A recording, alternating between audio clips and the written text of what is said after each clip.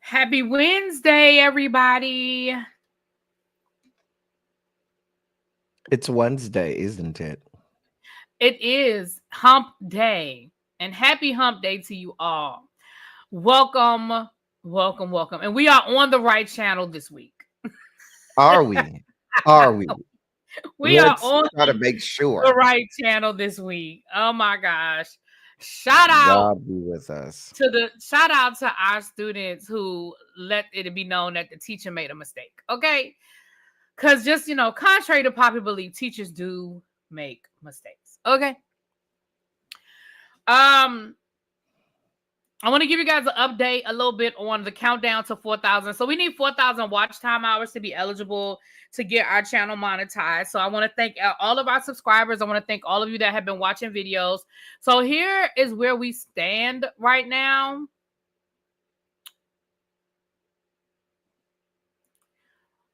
We have 2,090 watch time hours to get to what we need, which is 4,000. So if you cleaning the house, you riding the car, background music, let some videos play, listen to some of our, especially if you're new here, go listen to some of our older content where we are telling you guys what's going to happen and it's happening now. We don't say I told you so, but we told you so, Yeah. If y'all could do that, that would be great. Okay. El Teddy, what you got going on before we get started? Anything you want to tell the people before we jump into these things? I have so much going on. It's so hard to keep up with everything going on in the country. I just do the best I can to try to keep my head above water. That's it. That's it. That's all. I got it. Let the record show also really be made it known. If she had to choose, she's choosing North Carolina over Alabama. Just know that for all of you Alabamians or Alabamans, whatever you all call yourselves, she wanted the record to reflect her choice is North Carolina over Alabama. I'm waiting for there to be a problem. I just wanted you to confirm for the people. I went to an HBCU. Everybody equally. Hey, I went to an HBCU in North Carolina. So, of course, I'm biased. Sir. Anyway, we have a lot in the way of budget conversations today. That's where that whole thing started, is because we have a lot in way of budget conversations today. Liz, it's that time of year. I've been working on the budget, the Title I budget with my principal for the last week. It was due last Friday and we still not finished yet because graduation sort of got in the way. But we got to finish that up this week. So and my principal is working on his budget for next school year. Like, it's a lot. It's that time of year, especially in education. It is budget time of the year. And the county where I work right now, our fiscal year starts July the 1st. So it's a lot that has to happen in the next 2 months. When I worked in DC, our fiscal year started October the 1st, which one day I'll give you guys a lesson on the colony that is DC and why our fiscal year started in October and everybody else's fiscal year starts July the 1st, but don't have time for it today. But for those of you that are on my main channel, if you remind me, if you remind me, I'll explain it. Moving right along. But that's real weird. Real weird. I guess I'll go ahead and explain it then. It's really not once you understand that DC is a colony. So what happens is DC has to submit their budget to Congress. Congress has to approve it. So Congress, by the time Congress approves, we have to submit our budget by by, I think, when do we submit our budget? DC, around this time. But it has to go through Congress and it has to be approved, and then Congress kicks it back to DC, and then DC City Council has to approve what Congress approved. Because just because we submit our budget, they cut it up, they take out what they don't want. You know what I mean? They slash and burn it, and then they send it back to the city council, and then the city council has to approve it. So all of that, you take all that into consideration. That's why our fiscal year doesn't start until October the 1st. It still doesn't make sense to me because if I feel like if they know the fiscal year should be just first like everybody else in the country, then they'll do what they have to do to get things appropriated and done. You act like things around here work in a way that makes sense. I act like things are supposed to make sense. And thus, we get into today's topics. Basically, Where things just do not make sense. I do. Thank you, Ravine. Thank you. Ravine agrees with me. Moving right along. I do though. One of I think our top story should be AI, and I do think we're gonna have to have a show really be dedicated just to AI, because I think that the next wave Yeah, in terms of education, and one of the big things that will affect education, not just education, but the workforce as a whole, is going to be AI. So I think we're going to have to do a dedicated show to AI, just like we I did agree. when we did some of the other dedicated shows. Yeah, I agree. I know AI is becoming a bigger and bigger part of what we're doing in education, and us learning how to figure out to maneuver around it and use it to, you know, all the things that AI is good for and Hmm. bad for and all that good stuff.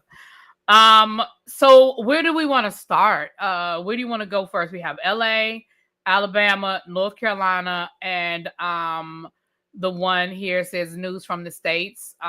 Education, the forest for the trees. I think that's the AI one. Okay. Yeah, Oh, AI and education. Let's not yeah, miss the forest for let's the start trees. there. Okay, let's start with our AI. Speaking of AI, see how that perfect transition right into AI. I'm gonna put the link. Oh shoot, that's not what I meant to do. I'm gonna put the link in the chat as always. And you guys want to follow along. Welcome, welcome, welcome, everybody that's coming in. Thank you so much. Hit that like button. And if you weren't here at the beginning, just go in ABC order. Well, Demetria, it's not always that easy because some topics are more important than others to us. Like North Carolina over Alabama for example. For Um, you, not for us. For you, not us. I'm just Okay. joking. I love my Alabama people. I am honestly just joking. Please don't come for me. Okay. Don't come for me. All right. With that being said, let's get into it. This article is coming from it's from the States. It's a newsletter dealing with news from the States. And this one is specifically dealing with AI in education. Let's not miss the forest for the trees. It's dated May the 21st of 2025. And here we go.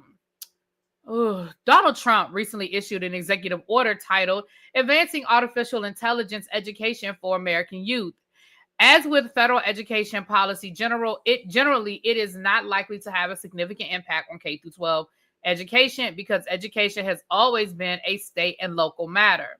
In fact, in 2024, Governor Glenn Youngkin issued Executive Order 30, an associated set of education guidelines that have already generated important action related to AI and education, including a summit this week that brings together educators in the K through 12 and higher education systems to try to create alignment and educational pathways to best serve students in the Commonwealth.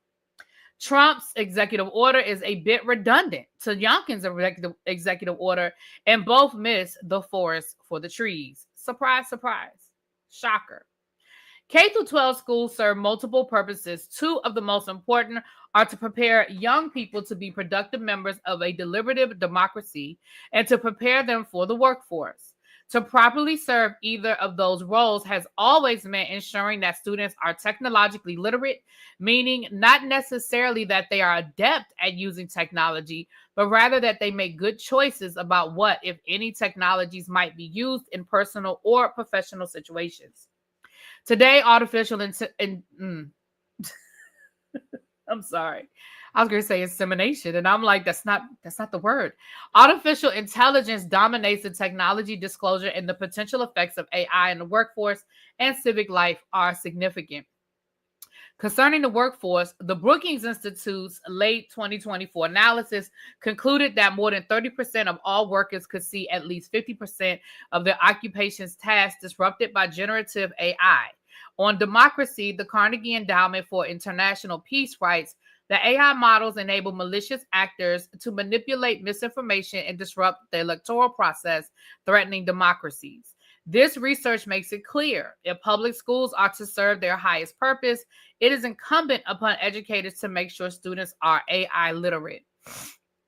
Being AI literate, though, means much more than just learning how to use AI. It also means being aware of these ethics and potential risk. We know, for example, that AI is hurting the environment and that AI companies are defending themselves against credible claims of intellectual property violation.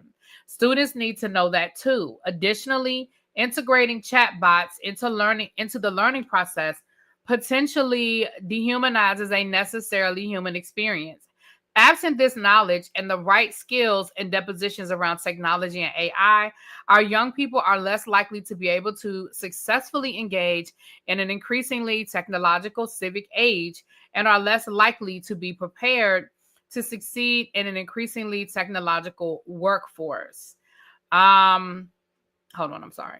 Being However, even the broader ethics inclusive approach to AI literacy is too narrow.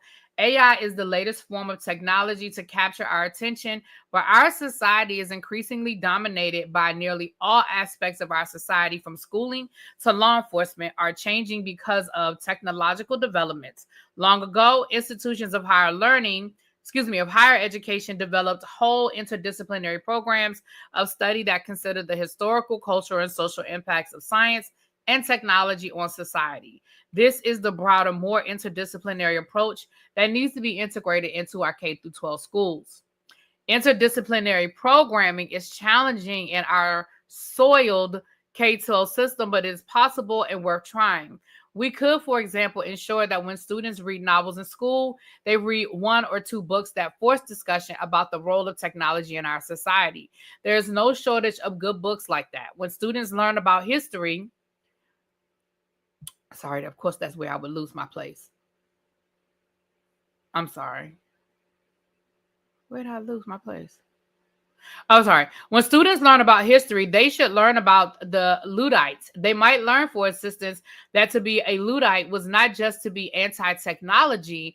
Rather, Luddites started a labor movement that pushed back against the sort of automation that AI could contribute today.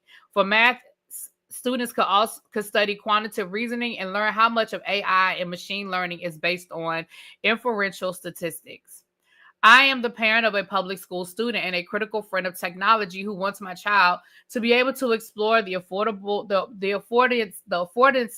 of technology for learning. However, I am not interested in my child engaging in the sort of AI integration that Trump's executive order speaks to. If my child struggles to grasp the concept, I want them to struggle through it with their classmates and teachers, not some AI chatbot tutor. And as a taxpayer, I'm not interested in supporting the integration of technology that comes from the public-private partnerships that are highlighted in the executive order. That's a not so subtle attempt to further enrich and technology leaders who sat on stage at Trump's inauguration. Instead of teaching my child to use Adobe Firefly to make fancy reports, I want my child's teachers to help them to learn to navigate a world that is increasingly technological and morally complex.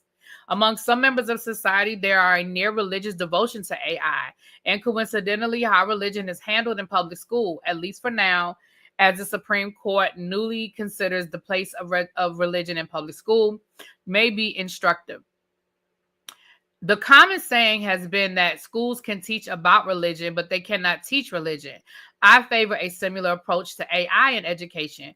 We should teach about AI and not teach with or especially for AI. In fact, if our schools are to prepare students like my child for the world ahead, they must largely look away from the narrow, shiny new object of AI and meet the broader societal challenge this technology represents. What you think? Um, I think this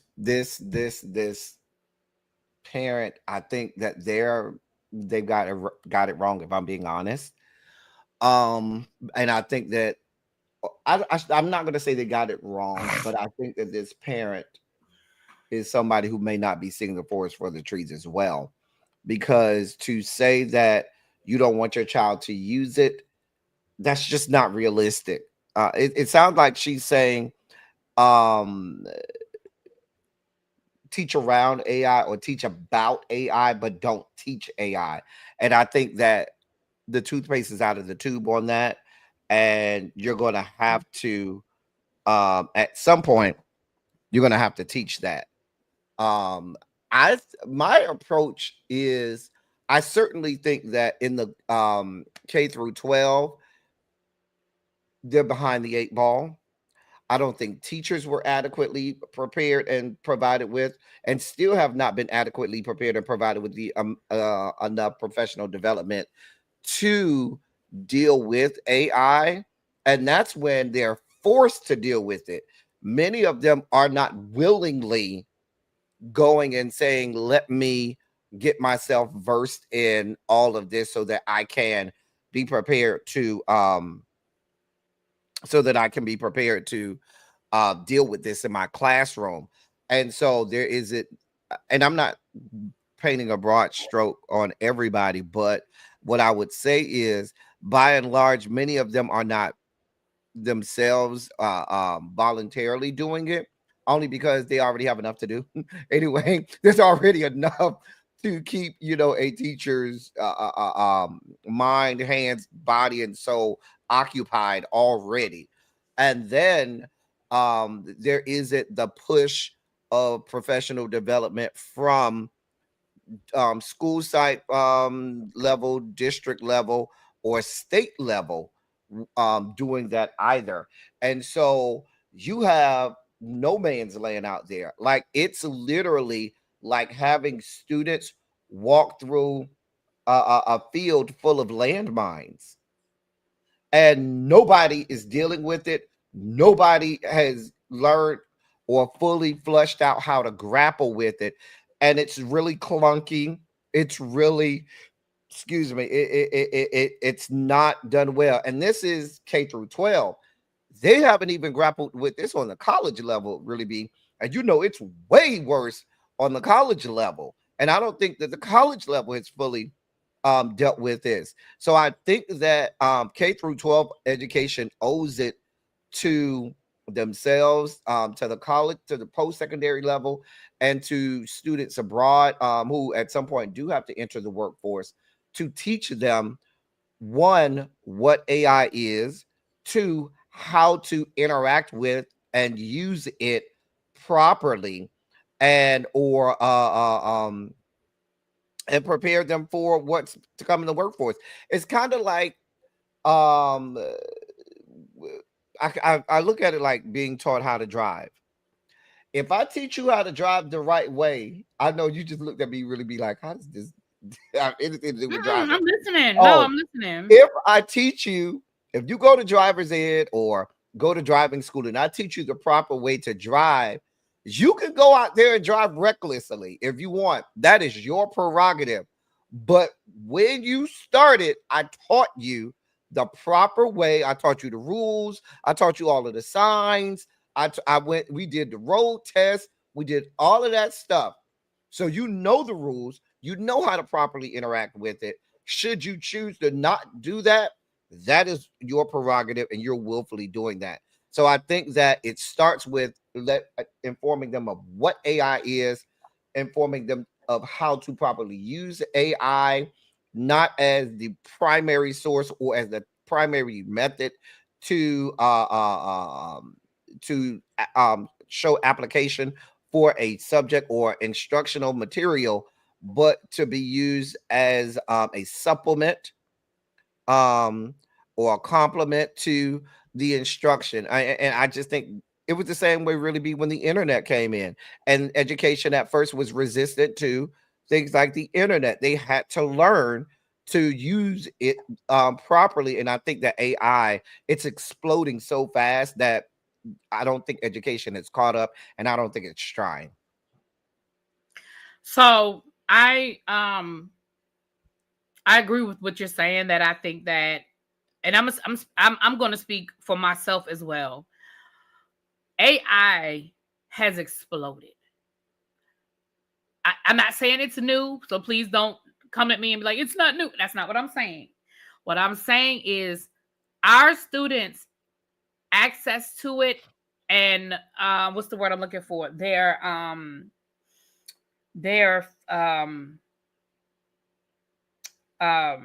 ability to use it. That's not the word I was looking for, but that's the same thing.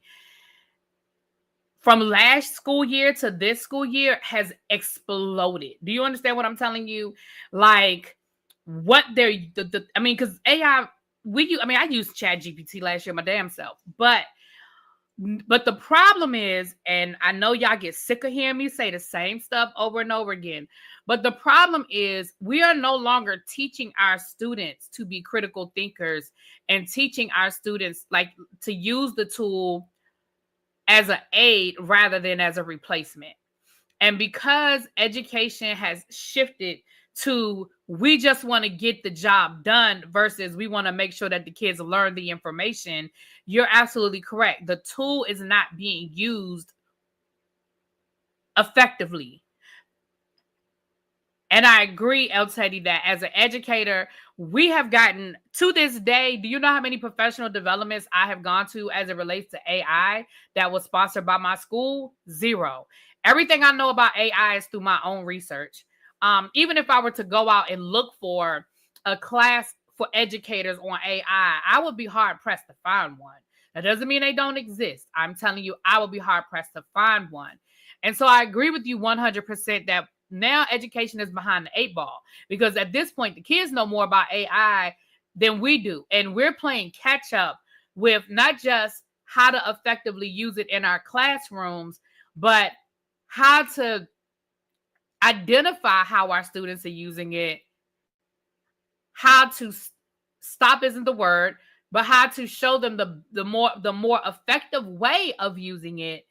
And you're right, we're behind the eight ball at this point. And so I agree. I think that saying we're just going to teach the kids about AI, but we don't want to encourage AI, that train has left the station. Like Ben left. that toothpaste is out the bottle. How do you stop the kids from using something that they're already using? But what we need to do is figure out a way to create lesson plans and create activities that make it harder for them to use AI as a crutch, but as a tool. And part of the problem with that is we never effectively taught our kids how to use the internet as a tool and not a crutch. You see what I'm saying? So now, like you said, so now because our kids, all they know how to do is Google, they don't know how to use Google as a tool to help. They just know it as a replacement. Oh, you want to know what's that? Okay, I'm just going to Google it. I was telling, I don't know who I was telling now, but like literally, I was telling one of my students the other day, he wanted to know why he got a 0 on an assignment that he did. And I had to show it to him. I said, because you literally kept the hyperlinks in. Like, if you're going to cut and paste it, at least take the hyperlinks out. Like, you literally just cut and paste it, and the hyperlinks are still right here. So, man, sir, like, and then you don't understand why you're not getting full credit for the assignment or no credit at all, because you didn't even pretend like this was your thought. You didn't even pretend like this belonged to you. You know, and I have kids that are using AI, and, you know, they don't understand. It's not even so much that they're stealing it. They don't understand why it's wrong. They don't understand why it's wrong. Why can't I put the question into Chat GPT and give you the answer? What did I do wrong? You know what I mean? So I Right. agree. And and the thing about it is, because they're such a crutch and they're so crippled, this is going to translate to the workforce where you have a Absolutely. generation of people who do not effectively know how to do. They have no skill. They do not know how to do anything, and they're always dependent on something or some other mechanism forcing them to do it. I think Tracy some said that things earlier. that You know, Tracy. Oh, I'm sorry. I'm sorry, baby. no, I'm no, no, sorry. go ahead, go ahead. No, I apologize. I'm saying Tracy. You know, Tracy, our rock star mod is in HR, and she said that she earlier Mhm. in the chat. She said that they come in with these stellar resumes and can't do shit. Can't do anything. And I think that it's I think believe it or not, really be, this is going to require education to go back to some old school stuff. And what I mean Hmm. by that is things that had direct application, or courses that they've given up on, that AI will try to mimic but can't, like the arts. AI isn't there yet where they can effectively mimic or mirror the arts in the way that a human being can. Ways in which we say, no, you can't type. We're not letting you type this. I want it handwritten today. Yep. Going So back you to know what I'm paper. saying? They're going back to paper and some old school things so as to force them to have interaction, sans technology and AI and internet, forcing them to actually grapple with, you know what, turn off the Wi-Fi. Say, yep, we turned off the Wi-Fi for today. I was going to say an easy way to go back to the basics is to find an effective way of getting rid of cell phones. Because if you take away the cell phone, you are forcing these kids to think on some level. Same thing with textbooks. I know that buying electronic books is cheaper, but bring textbooks back. Because, like, for example, with my district, we don't, the last couple of textbooks that they've purchased, they haven't even purchased the textbook copy. It is all electronic. If Hmm. you force kids to have to use a book and look things up and learn how to use a glossary again, and like we were talking about the 38th parallel when we were talking about the Korean War. I had to do a whole lesson on how to read a map for them to even understand what the 30th parallel was. You know, they don't know longitude and latitude. They don't know. And so a big way that we could take a lot of that out. It wouldn't be, nothing is a 100% cure all. But like you said, even if we say we're flipping off the Wi-Fi. Nobody. We're flipping off the Wi-Fi. So even if you have a computer or you have a phone, but you know what our kids will do? They'll just get on their hotspot. So I think Hotspot. we just need to take the computers. I mean, take the I mean, I phones. said, ironically enough, I was going to pull a article that talked about 2/3 of the states now have anti cell phone laws. I was going to pull that out, My but district is supposed to be going to that next year, and I know that my principal is actually on the committee. And they've sent out some questionnaires and some surveys to get some teacher input. But the biggest problem with that for me, and I don't want to anticipate there being a problem, but the biggest problem with that is going to be with the school enforcing it. Like, again, if y'all have, because if y'all were enforcing it and have our back. Because the problem is a kid has a cell phone, and you know what all they have to say is, if you say I put was that cell calling phone my away. mama. No, not that, not just that. Now, because we do so much on the computer, all they have to say is, "Oh, my computer's not charged," or "I left my computer at home," or "Somebody stole my computer," or "My computer's not working." So now you've basically, because everything is on the computer now. What do I do? What do I tell that kid? Oh, you can't do your work, even though I know they're probably lying. But now what do I do? Because all they have to say is, my computer's not working. So that's what I'm saying. If we just take out the computer, my school did that this year. They asked the teachers to do technology free day. Like go back to the old school, pull out some paper, create some lesson plans, and they just asked you to do it for one day. And do you know how much pushback we got from teachers? I was like, come on, y'all. Like, y'all have to come on. And it was just for one day. So yeah, I agree with you 100%. I think the train has left the station and we got to figure it out. And I do think that more teacher training is needed. Meemaw Ivy banned them in Alabama starting in 2025 to 2026 school year. Yeah, a lot of places are doing that. A lot of places are doing that. But it's going to come down to, and it's going to come down to the parents supporting it as well. Because you know how many times I had parents call their kids in the middle of class? Like, why are you calling you know they're in school. Why are you calling them?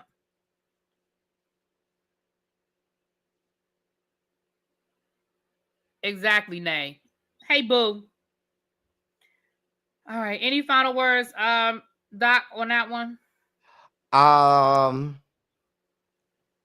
do not have anything else. All right. Well, let's get it. Now we're getting into the nitty gritty, y'all. We're getting into these budgets, honey. We're getting into these budgets. All right. Do we want to do California? Do we want to do North Carolina? Do we want to do Alabama? I think that's what Demetria was saying. Go ABC because she's in Alabama. So listen. I'm gonna be fair. Where do you want to go next, El Teddy? I'm okay either way. You know, I did not go to school in either Alabama or North Carolina. I don't have a dog in the fight. I'll let y'all fight that out. All right, let's go to Alabama first. Let's be fair. Let's go ABC. So it'll be Alabama, California, then North Carolina. Okay, let's get into this Alabama article. And that way, if we run out of time, it'll be North Carolina that'll get the boot. Oh, North Carolina. All right, let's get it. This is coming from a WAFF 48 on your side. I'm assuming out of Alabama. Alabama universities lose over $17.6 million in grant cuts. So this is dated May the 15th. Huntsville, Alabama. So it's coming out of Huntsville. Thank you. Universities across the state of Alabama have lost over $17.6 million in cuts to National Science Foundation grants amidst efforts to reduce diversity, equity, and inclusion in federal programs. WAFF 48 spoke to 3 different professors from 3 different universities around the state who were told over email that funding for their research was canceled. Dr. Krista Setti was heading up a UAH program that lost its $200,000 grant. Her research was focused on veterans and their careers after the military, more specifically, why they tend to go into STEM fields. There's a lot of research showing that women are underrepresented in STEM fields, so we were interested in pursuing what was driving this relationship. Her findings also determined that female veterans were more likely to do so. Her research was centered around why that was and how the military can further aid. She believes her grant was selected because it contained the buzzwords like gender. The termination email for her grant said, "Your program no longer aligns with the priorities of the National Science Foundation." What we found is that there are some interesting patterns that differ between men and women, but it's not a grant about gender, she said. The National Science Foundation has cut $17.6 million in STEM grants around Alabama in an effort to reduce DEI programs to bring them into compliance with the Trump administration's agenda. UAH wasn't the only school affected. 30 years of work down the drain over torn Gender from Auburn University said. Gender oversees a program at the University of Auburn that had $4.9 million grant terminated. For over 30 years, his program has been helping minorities from Black Belt Center STEM programs. From the Black Belt Center, enter STEM programs, Lord. It should be phased out, Gender said. You shouldn't tell people from today that you're out. That's very difficult to recover from. Then you have Dr. Jeff Gray, a computer science professor from the University of Alabama. What we're focusing on is equity of opportunity, Grace said. So we believe that a girl at Francis Marion High School in the Black Belt of Alabama had every right to have access to a course as a white male at Mountain Brook High School. The program helped introduce young Black women from a rural Alabama to AP computer science classes. Its a student its students had a 72% pass rate on the AP exam, much higher than the national average. I didn't have any guidance, so I always wanted to find out who was not participating and see if we could help them get more involved, Gray said. Gray even said he was applying to broaden his grant before it was canceled. All three professors want to continue their research without this funding, but any dollar that hasn't been spent has to be sent back to the federal government, now halting any progress. What I want to say about this is mm, I don't think that people understood. I don't think that Congress, I don't think that this administration understands the full scope and breadth of what diversity, equity, and inclusion is. And the reason that I say that is there are more studies, research programs, and grants that deal with DEI at PWIs. There are exponentially more of that money and grants and research and studies done at PWI than there are at HBCUs. I saw an article that about a month ago that talked about the adverse effect that white people did not realize what happened because of the dismantling of DEI. They just assumed that the only people involved in DEI were these woke schools and woke companies and woke organizations, not understanding that what DEI was, not understanding what it really entailed, not understanding all of the money behind it. And yes, this may be money and grants that help a minority and marginalized group, but by doing things that are studying that minority and marginalized groups, and many times that helped the whole human diaspora. It didn't just help that one group, it helped the entirety of the human diaspora. And so I'll give you a perfect example how they would have screwed themselves some years back. Imagine really being had there been this DEI policy around the time of Henrietta Lacks. Mm. I just want you to I want you to wrap your heads around that. You understand what I'm saying? And so there is this shooting yourself in the foot, because you didn't realize everything that you've done. And so now we're talking, and I'm glad that we did Alabama first, because Alabama is right there in the heart of Tommy Tuberville country, Kay Ivey country. This is the area where you got hard-nosed MAGA deep red state. And now they're losing tens of millions of dollars. They're going to have to start to cut faculty. They're going to have to start to trim the coffers of these PWI institutions, the Auburn universities, the University of Alabama's. These are now the schools that are being affected now. It ain't even just the woke Ivy League schools. We down here at Auburn and University of Alabama.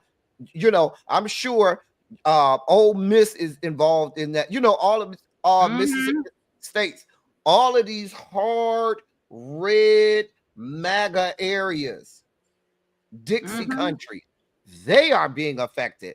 Are you telling me that these are woke institutions? Because they didn't understand. Go ahead. I'm done. You could go ahead. No, I'm saying just like they said in the article, it's just buzzwords. And we've said that before too. It's buzzwords, and the buzzword triggers the reaction. It's not even that we already know that they don't even understand what DEI is, but it's not even like these like, it's just like she said that she thinks they just put the gender came up too many times, and it was like, oh, this must be about helping women do something, and it's like, no, that's not even what this was about. But yeah, I agree, and that's why I say, and I know me and you disagree on this, and that's fine too.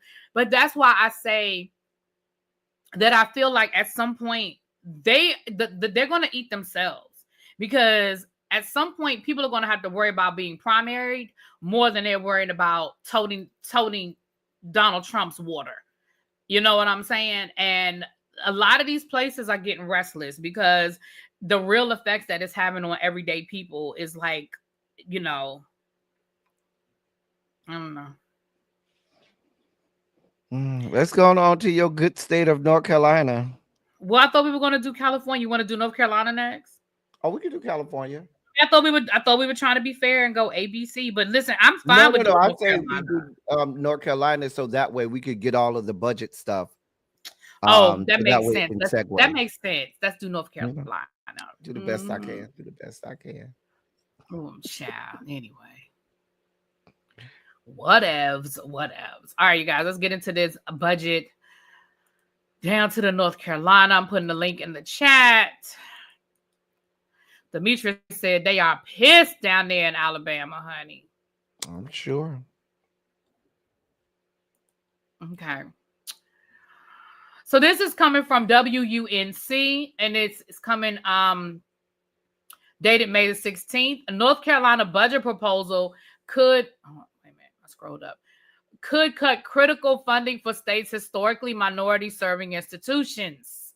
The North Carolina Senate proposal for the upcoming biennial state budget includes more than $180 million in cuts to the state's public universities. The reductions could impact several higher education initiatives, ranging from tuition and academic centers to scholarship programs. One proposal, a $9.5 million cut to the UNC campus scholarship program, could have an outsized impact on the state's historically minority serving institutions, HMSIs. The UNC system has 6 institutions it considers HMSIs. 5 are the state's historically Black colleges and universities, which is Elizabeth City, Fayetteville State, North Carolina A&T State, Aggie Pride, North Carolina Central, and Winston-Salem State. UNC Pembroke is the only state-designated historically American Indian university. Chancellor Robin Cummings said the scholarship program has a significant impact at a university like UNC Pembroke, where the average undergraduate family income is $44,000 a year. The annual $4.7 million is spread across a number of universities, Cummings said. For UNC Pembroke, it's $700,000 plus in financial aid, and if it goes away, that's a big hole that I'm going to be challenged to meet. Annually, the scholarship fund provides UNCP $719,000 in total. Elizabeth City receives twice as much, more than $1.5 million. The program awards Fayetteville State, NC A&T, and NC Central, Winston-Salem State about or slightly upwards of $400,000. Cummings was one of several HMSI chancellors that held a roundtable discussion at a UNC board governors meeting Wednesday. At the meeting, he shared the impact financial assistance can have on students' academic success. Last year, his team disenrolled 500 students because they couldn't afford to pay their bills. When Cummings saw that a quarter of those students only owed $1,000 or less, he launched a campaign to keep them in school. A group of community people got together, and in 2 weeks, one of the poorest counties in North Carolina raised $205,000, Cummings said in the meeting. We re-enrolled 238 students, and 90% of those students returned this semester. That means they simply needed $250 to $500, $1,500 to stay enrolled. That's the importance of money. That's the importance of completion assistance money. The UNC System Completion Assistance Program is another initiative that provides financial aid to needs-based students. It is specifically reserved for undergrads who are on track to graduate on time or at risk of dropping out because they can't afford to pay their bill. In 2023, the legislature mandated the program and provided $4 million in non-recurring funds to support it. The UNC Board of Governors asked for additional program funding for this year's budget. The Senate did not include that request in its budget proposal. Several chancellors highlighted the importance of these funds in the roundtable discussion. Winston-Salem State Chancellor Bonita Brown said completion grants are crucial for her university, which has one of the highest percentages of Pell Grant students in the UNC system. We know that they'll move the needle. We know that it would get them to graduation, Brown said in a meeting. I hope this legislation can pick that back up with those completion assistance funds, because we're strategically using those funds to support our students who have high need but also have high intelligence. The Senate also proposed several other cuts in its draft biennial budget, including $556,000 cut to program that encouraged high schoolers to become educators, future teachers of North Carolina. I have friends who went through that program. Anyway, $7 million to cut graduate student tuition waivers, $8 million to cut PBS North Carolina, $9.8 million to cut MCNC, which provides public universities with connectivity and networking services, $12 million to eliminate funding for non-faculty vacant positions, $67.2 million to cut UNC centers and institutions, which could impact biomanufacturing educated centers and NC Central and NC State, the Renaissance Computing Institute at UNC Chapel Hill, and the Cross Campus Coastal Studies Institute. It goes on to talk about the cuts.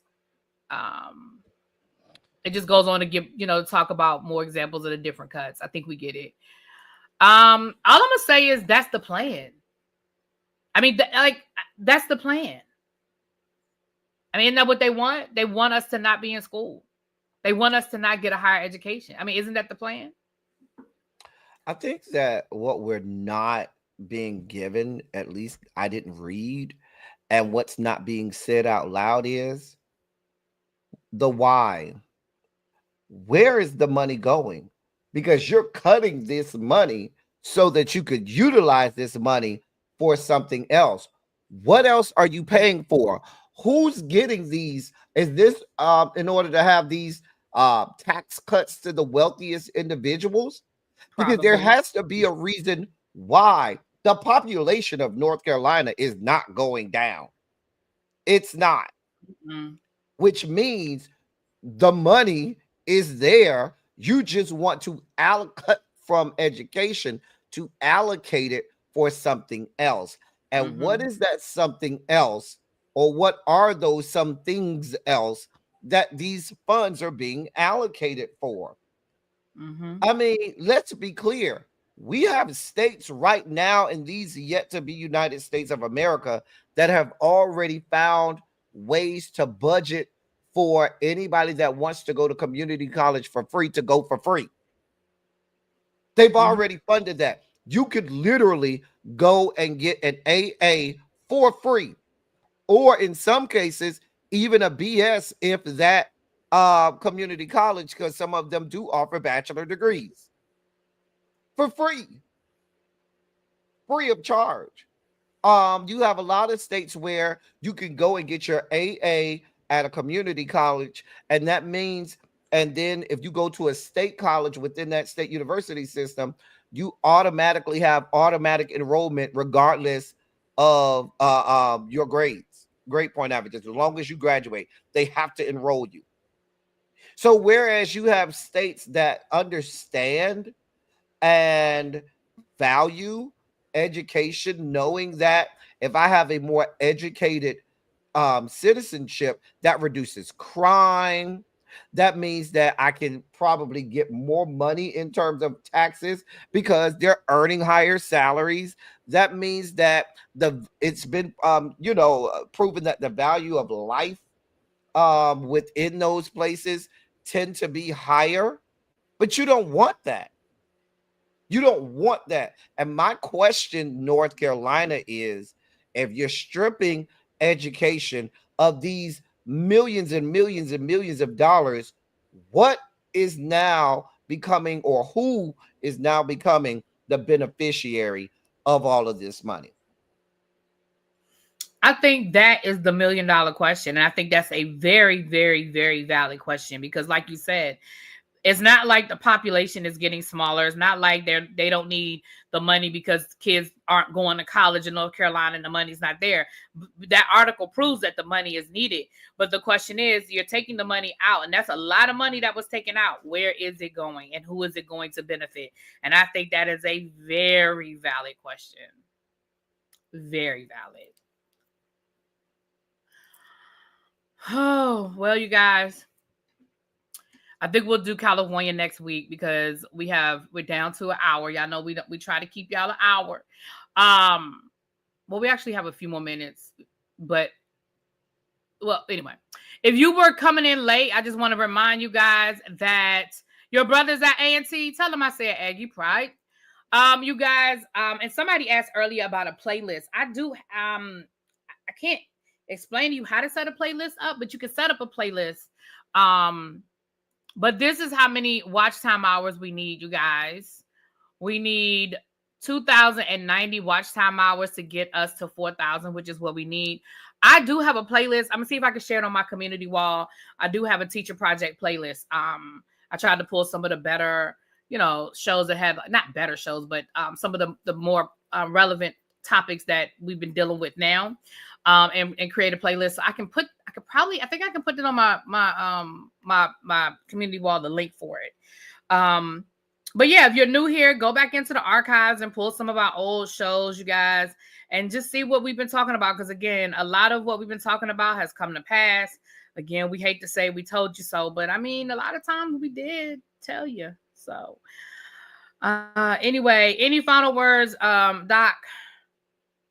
I'll start doing some work on this AI show that we need to do. 'Cause I do I'm sorry, think you that said you was going to start doing some work on the intro. Is that what you said? AI show that we need to do. Oh, I thought you said intro. I did not. I did Oh. not. Okay. I may do some work on that too. I'm a busy man. No, really. Anyway, with that being said, thank you guys for being here. We're about to head over to El Teddy's house and see what he yelling about today, honey. All right, we'll talk to y'all later. Peace.